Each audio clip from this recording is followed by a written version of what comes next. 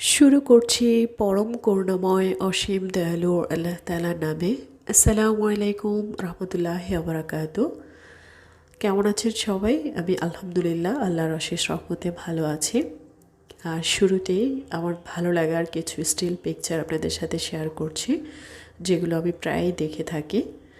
তো আজকের ভিডিওতে আমি দেখাবো যে কিভাবে কানের পরীক্ষাগুলো করা হয়। তো আশা করছি যারা জানেন না তারা আজকে জেনে যাবেন, বা এটাও দোয়া করি যে আল্লাহ তাআলা সবাইকে সুস্থ সুন্দর রাখুক, যেন ডাক্তারের কাছে যাওয়া না লাগে। তো এ হচ্ছে আমার হাজব্যান্ড। তার অ্যাক্সিডেন্টের পরে কানে একটু প্রবলেম দেখা দেয়, সেই জন্য তাকে ডাক্তার দেখানো হয় ইসলাম ব্যাংক হসপিটালে, যেটা হচ্ছে কাকরাইলে। তো সেখান থেকে আরেকটা হসপিটালে কানের এই পরীক্ষাটার জন্য পাঠানো হয়। তো বেশ কিছুক্ষণ সময় বসে থাকার পর একটু মনে হলো যে আপনাদের সাথে এই সিচুয়েশনটা শেয়ার করি। তো তাকে ডাক্তার কানের দুপাশে দুটা অ্যাজ হেডফোন অথবা ইয়ারফোন, যেটাই বলা হোক না কেন, তো এই যন্ত্রটা সে দোকানে লাগিয়ে দিল।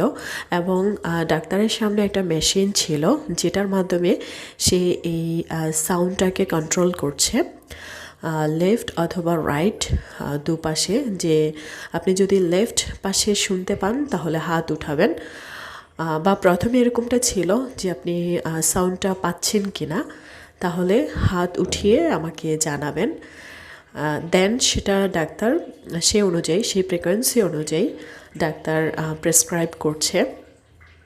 তো একেবারে ইজি একটা পোর্শন, ইজি একটা ম্যাটার, বা ইজি একটা প্রসেস, যেটা আমি অ্যাকচুয়ালি আমি আমার হাজব্যান্ড খুব ভয় পাচ্ছিলাম যে কানের এক্সামিন করা হবে, ব্যথা পাবে কিনা। বিকজ সে ডাক্তার যখন দেখিয়েছিল তখন কান থেকে একটু ফ্লুইডের মতো বের করার সময় কিন্তু সে ব্যথা পেয়েছে। তো এই হচ্ছে কানের সেই মেশিনটা, যেটার মাধ্যমে সে ফ্রিকোয়েন্সি বা শব্দটা, সাউন্ডটা তার কানে পৌঁছাচ্ছে কিনা, তার কানের যে পর্দা সেটার কতটুকু কভার করছে বা কতটুকু শুনতে পাচ্ছে, এরকমটাই দেখতে পেল আর কি। তো এখানে আমার আরেকটা মেশিনের মাধ্যমে আরও কিছু টেস্ট করে নিচ্ছে। তো মোস্ট ইম্পর্ট্যান্ট কথা যেটা, সেটা হচ্ছে অনেকেই হয়তো ভাবতে পারেন যে এই ধরনের এক্সামিনে কোনো পেইন ফিল হয় কি না। না, আল্লাহ রহমতে সে কোনো ধরনের ব্যথা পায়নি, সে খুব রিল্যাক্স ছিল। তো আমি কিন্তু ভয় পেয়ে গিয়েছিলাম, যার কারণে আমিও ভিতরে গিয়েছি। তো দেখলাম যে অবশেষে না, আলহামদুলিল্লাহ, কানের এই ধরনের এক্সামিনের ক্ষেত্রে কোনো ব্যথা হয় না। এগুলো মূলত তার কানের ভেতরে শব্দ কতটুকু সে শুনতে পায়, বা কানের পর্দার যে ন্যাচারাল যে অবস্থানটা ছিল সেটার অ্যাক্সিডেন্ট হওয়ার পর বা কানের ব্যথা হওয়ার পর এখন কী অবস্থা, ঠিক সেটাই তারা এক্সামিন করছে। এই হচ্ছে তার ইনজুরির সাইড। তো সে বাম সাইডে ইনজুরি হয়েছিল। তো আল্লাহর রহমতে, সবার দোয়ায়, আল্লাহর অশেষ রহমতে ইনশাআল্লাহ এখন অনেকটাই ভালো আছে।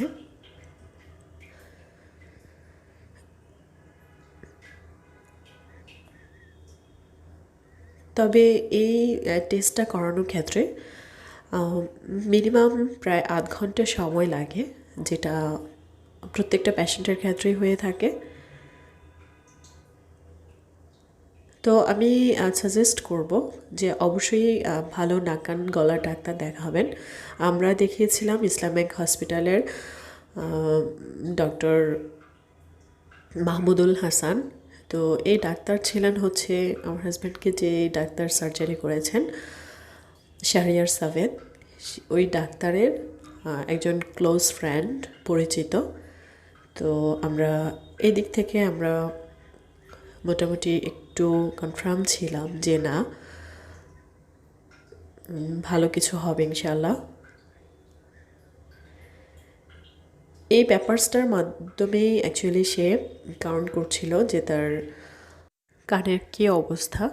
তো এরই মাঝে কিছু পেশেন্টের সাথে আমরা কথা বললাম যে ডাক্তার কানের সার্জারি করেছে বা আর্টিফিশিয়াল মেশিন বসিয়েছে এবং হচ্ছে কানের টেস্টের জন্য বারবার দিচ্ছে। তো সেটা তাদের অবশ্যই সমস্যা থেকে যার যতটুকু প্রবলেম আছে সেই প্রবলেম অনুযায়ী ট্রিটমেন্ট। অনেকে হয়তো দেখা যায় অ্যালার্জিটিক্যাল প্রবলেমে বা নাক কান কোনো অ্যালার্জির প্রবলেম থাকলে সেদিক থেকেও কিন্তু নাক কান বন্ধ হয়ে থাকে। তো আমি বলবো যে প্রপার ট্রিটমেন্ট পেলে বা সময়ের সাথে ট্রিটমেন্ট করলে অবশ্যই আল্লাহ তাআলা কোনো না কোনো ডাক্তারের উসিলায় অবশ্যই তার বান্দাকে সুস্থ করে দেয়। তো প্রিয় দর্শক, আজ এই পর্যন্তই। সবাই অনেক অনেক বেশি সুস্থ সুন্দর থাকুন, ভালো থাকুন। প্রত্যেকের পরিবারের সাথে খুব সুন্দর সময়গুলো কাটান।